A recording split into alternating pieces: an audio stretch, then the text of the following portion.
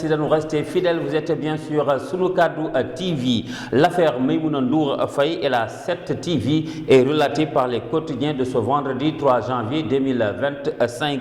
Et Point Actu nous met le point sur cette affaire. Selon ce journal, la gendarmerie débarque sur 7 TV. Pour Maïmouna Ndour Faye, le juge a stoppé la procédure de la tentative d'exécuter une ordonnance de 2018.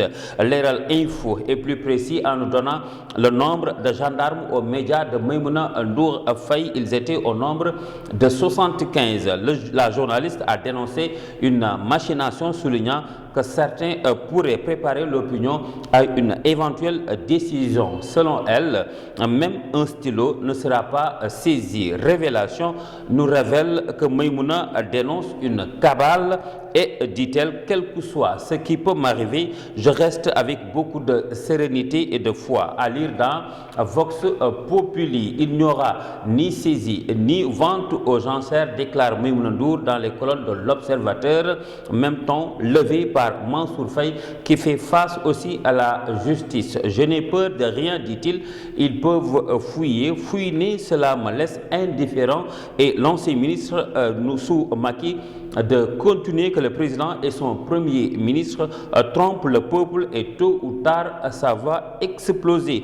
Lui s'explose sur le ministre du budget. Lui c'est Abdoumbo. Les Échos nous apprend qu'il charge le gouvernement. Il veut la lumière sur les décrets d'avance et exige des éclaircissements sur le financement des législatives anti-CPI.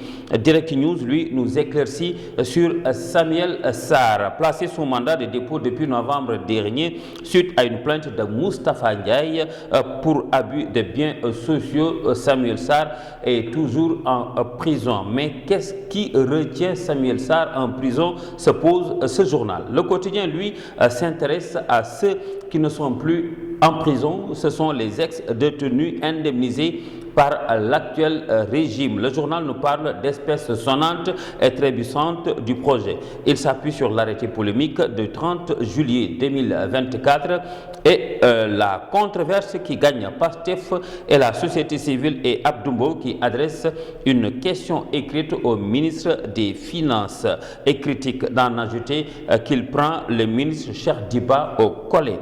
La Tribune, lui, revient sur les propos de Pape Malick Ndour. Selon lui, entre 2024 et 2025, le régime va emprunter 9 000 milliards de francs CFA. En ce même moment, Yor donne 5 milliards 92 millions 29 846 francs comme valeur vénale de la résidence du président de l'Assemblée nationale. Ce journal nous apprend que le juge des déférés condamne l'État du Sénégal au profit de Tahirou Sarr. D'ailleurs, ce dernier veut échanger son immeuble, la résidence du président de l'Assemblée nationale, contre 2 villas de l'État à Fad et une autre à Dakar Plateau.